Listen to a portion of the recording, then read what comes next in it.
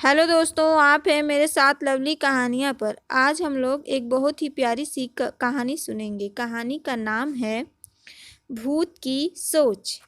तो चलिए वीडियो को शुरू करते हैं। रमा रमा क्या हुआ? दीपक इतना कांप क्यों रहा है और उसके चेहरे पर इतना पसीना क्यों है?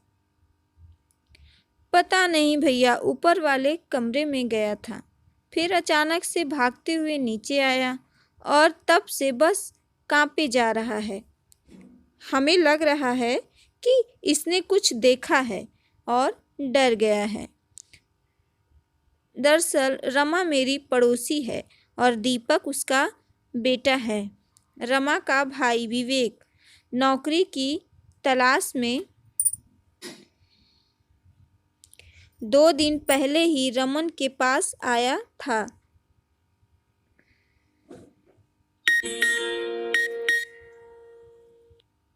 रमा जिस बंगले में रहती है वह बहुत बड़ा है और कुछ की तो बिल्कुल भी सफाई नहीं हो पाती, जिसके कारण कमरे में धूल मिट्टी का ढेर लगा रहता है। इस समय दीपक बिल्कुल डरा हुआ था। ऐसा लग रहा था मानो उसे मारने की किसी ने कोशिश की है। बहुत पूछने पर दीपक ने सिर्फ इतना बताया कि ऊपर कोई है। हम लोगों ने दीपक को बहुत समझाया और उसकी माँ को 2-3 हिदायतें दी, जैसे कि दीपक को अकेले ना छोड़े, कल कहीं दूर लेकर चली जाए, बच्चा है, हो सकता है उसके दिमाग पर बुरा असर पड़े। इस तरह की कुछ हिदायतें दी। अरे रमा, यहाँ पहले कब्रिस्तान था, सुबह किसी ओझा से मिल लेना, कमला चाची ने अपनी राय बताएं। अरे हाँ, सुना है तुम्हारे पहले इस घर में एक परिवार रहता था जो कुछ दिनों बाद इसी घर में आत्महत्या कर लिया। तुम जरूर किसी को दिखा लेना। सुरभि काकी ने भी अपनी सुनाई। कुछ और सुझाव देकर अपने अपने घरों में सभी लोग चले गए। हम भी अपने घर चले आए। उस रात हम अपने घर में अकेले थे। हम नींद से भरे हुए थे, इसलिए सोने के लिए अपने कमरे में चले गए। जैसे ही हम सोने की कोशिश करने लगे, दीपक का डरा हुआ चेहरा मेरे सामने आ गया। उसकी खुली आंखें, उसके माथे का पसीना सब बता रहा था कि वह जरूर किसी को देखा था, और किसी ऐसे को जो उसे डराने वाला हो, या यह कह सकते हैं कि किसी भूत को। ओह, न जाने क्यों मेरे रोंगटे खड़े हो गए, मेरी नींद भी गायब हो गई। मेरे सामने दीपक का डर छा गया। मुझे प्यास लगने लगी। मैं उठी और जैसे ही फ्रिज के पास बढ़ी, अचानक लाइट भी चली गई। मेरे तो मानो कदम ही रुक गए। मैंने अपने मोबाइल का टॉर्च जलाया, पानी निकाला।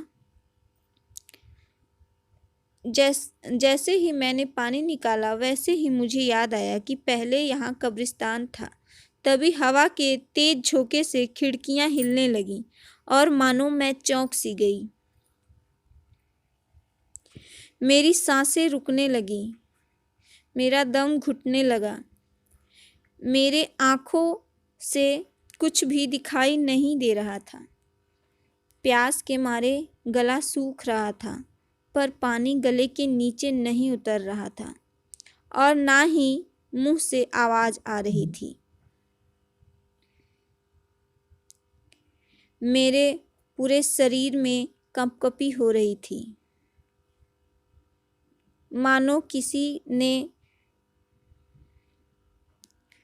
मेरे गले को दबा दिया हो। मैंने भी हिम्मत नहीं हारी और धीरे धीरे बाहर की तरफ बढ़ने लगी। तभी अचानक मैंने एक परछाई देखी, जिसे देखकर मैं अंदर ही अंदर कांपने लगी और मेरे अंदर की रही सही हिम्मत भी चली गई।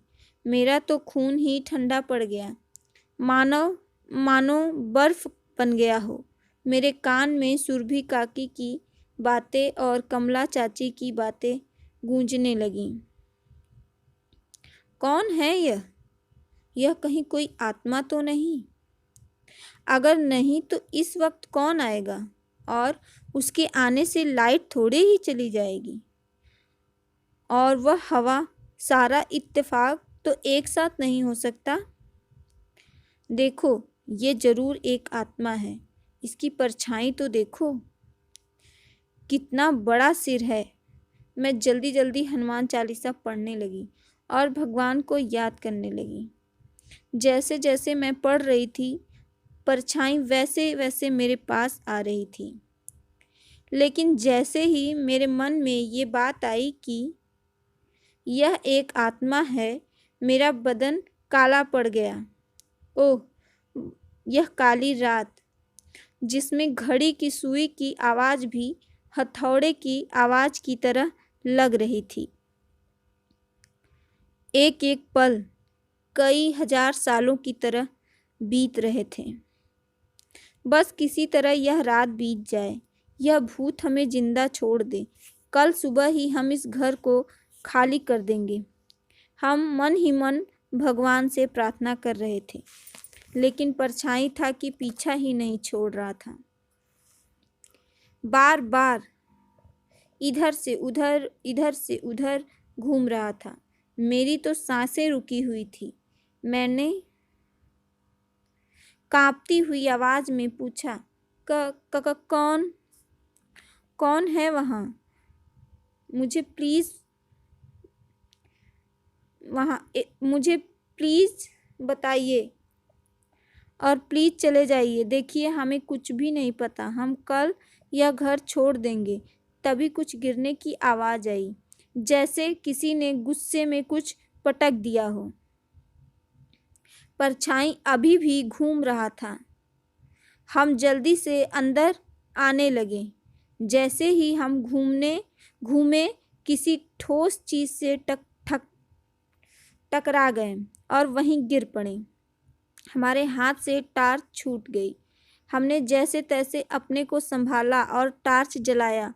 फिर सोचा, वह ठोस चीज़ कहीं वो आत्मा तो नहीं? अब क्या था? तुरंत अंदर की तरफ जाने लगी, जहाँ पहले ही कुछ लड़खड़ाने की आवाज़ आ रही थी और कुछ न कुछ गिर रहा था। मेरी सांसें रुकी हुई थी। मेरा पूरा बदन काँप रहा था। अब तो हमें पूरा यकीन हो गया था कि वह आत्मा ही है और वह आत्मा हमें छोड़ेगी नहीं। अब तो हम गए। तभी चारों तरफ उजाला हो गया, लाइट आ गई। तभी घर की आवाज़ से हम चौंके। सामने देखा तो मेरे दूसरे वाले फ़ोन पे फ़ोन आ रहा था। हम अपना पसीना पोंछे और फ़ोन उठाया। हेलो, उधर से। हेलो दीदी, दरवाज़ा खोलिए, हम विवेक हैं। विवेक आ रहे हैं। हमने अपने डर को रोका और जाकर दरवाज़ा खोला। देखा तो जो परछाई थी वह कोई आत्मा नहीं, बल्कि विवेक था, जो काफ़ी देर से दरवाज़ा खुलवाने की कोशिश कर रहा था और मेरे ऊटपटांग हरकतों को समझ नहीं पा रहा था। हाँ विवेक, इतनी रात को, बोलो, सब ठीक तो है? मैंने विवेक से पूछा। हाँ दीदी, सब ठीक है। वह दीपक, क्या हुआ दीपक को? कुछ नहीं, दीपक बिल्कुल ठीक है। उसने ऊपर वाले कमरे में एक बिल्ली का बच्चा देखा था, जिसे अंधेरे में पहचान न सका। जब हम सब ने उसका भ्रम दूर करने के लिए ऊपर वाले कमरे में गए तो देखा एक बिल्ली की मासूम बच्ची, जो घायल थी, कराह रही थी। उसी के चोट को धोने के लिए डिटॉल लेने आए हैं। बेचारी बहुत घायल है। अगर उसे दवा नहीं लगाया तो शायद वह मर जाएगी। हमने उसे डिटॉल दिया और फिर उसे छोड़ने दरवाजे तक गई। जैसे ही दरवाज़ा बंद किया, हम फिर किसी ठोस चीज़ से टकरा गए। जैसे लगा मानो के आँख के आगे अंधेरा छा गया। जब संभल कर देखा तो सामने वही अलमारी थी जिसे हम आज ही मंगवाए थे और यहाँ रख दिए थे।